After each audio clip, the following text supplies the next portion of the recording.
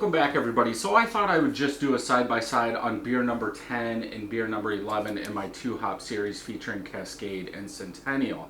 Now this is using first wort hops, both of them. So what you're doing when you start drawing off your wort out of your mash tun into the kettle, that's when you add your hops. Now both of these are using 0.25 ounces of each Centennial and Cascade. At that point, then beer number 10 is using 0.25 ounces of Centennial at 60 minutes, so at boil. Then beer number 11 is using 0.25 ounces of Cascade at boil for 60 minutes.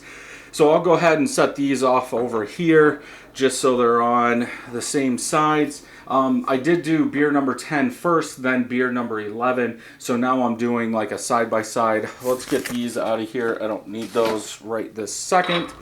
There, better.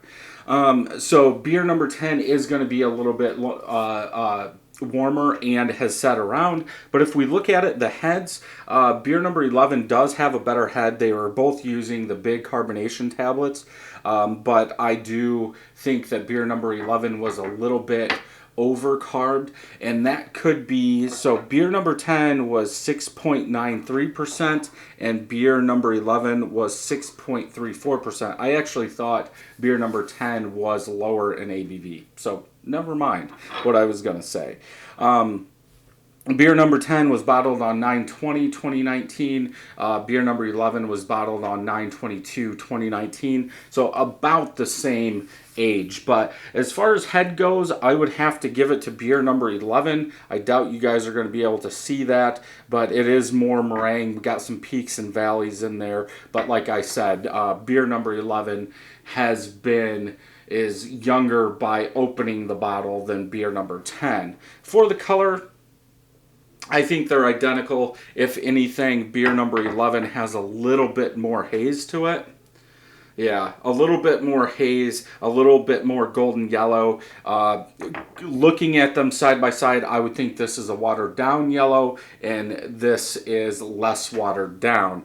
Now, as far as the bottles, beer number 11 does have a little bit more in there, so I could have got some settlement, some trub, some hop particles more in beer number 11. I do bottle directly out of the fermenter, so I am going to get a lot more stuff in there because I don't transfer it to a bucket, put the sugar in there, and then bottle it. Let's go ahead and smell and see what we get.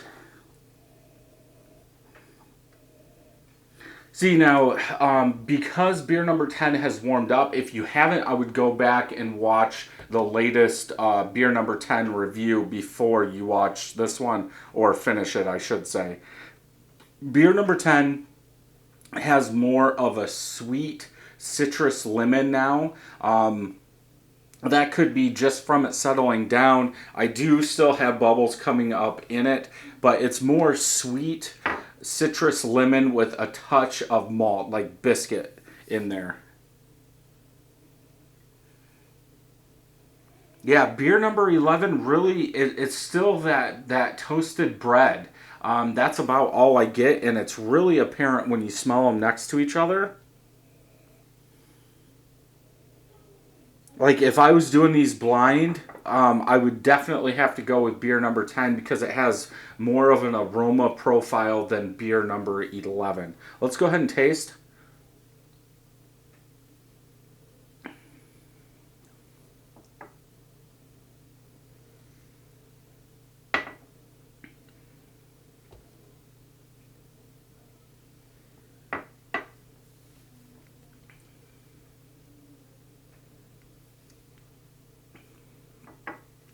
Yeah, this is kind of harder because the profile, the tastes are completely different.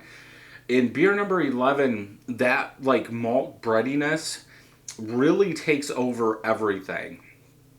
And when you drink beer number 10, then beer number 11, and you still have some of that residual, let's say, lemon citrus in the aftertaste, that breadiness comes in and just wipes it out. Even if you go back and forth and you drink beer number 11 first, then beer number 10, you still get that maltiness. It does add a little bit more maltiness. Now, obviously, I'm not cleansing my palate before I try them. But yeah, I think these two are for two different people, depending on if this is the style you like. I don't think any of them would be good to serve like at a party or something. But for just drinking, beer number 10, I think, brings more of that citrus lemon to the party, where beer number 11 does have that backbone, like that malty, bready backbone that you're looking for in a higher IPA. It is smooth now. Those carbonation bubbles have settled down. Yeah, I think if I had to pick a winner, I would definitely go with beer number 10, just because I would rather have more citrus quality than maltiness. But let's go ahead and dump this one into here and see if it rounds it out. We'll leave, that's like all the foam. There's a little bit of beer in there. Yeah, still pretty clear. It is a little bit cloudier, but because we dumped the cloudier beer in here, that's what I would expect it to look like. Good frothy head, 2 fingers of head. I don't even know if we can get down to the beer now.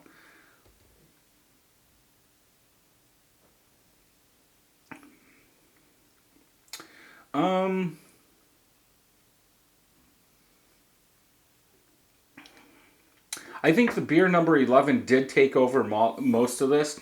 I think that malty profile is bigger than the hop aroma, hop taste that you would get out of a lighter beer. I wouldn't say a lighter beer. Almost a less ingredient beer, because there's not really a lot of backbone. Beer number 11 does add a good maltiness. It's just, I do get some citrus lemon on the back and the aftertaste, but the up front of the palate to almost the back is completely malt. It's cut really all the bitterness out that beer number 10 did have. It's smoother. I think I like this better than beer number 10 or beer number 11.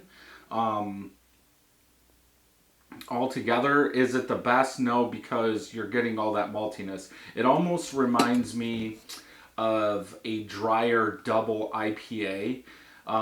Maybe if they were pushing that 8, but when they were making it, they were trying to make a middle of the road, like a 6.5% IPA, and the yeast just took over and dried it out and moved it up until that 8, which I would consider a double IPA.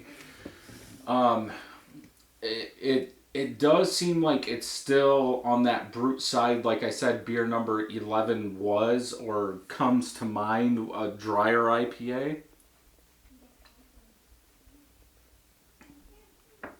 Yeah, I don't think it's bad.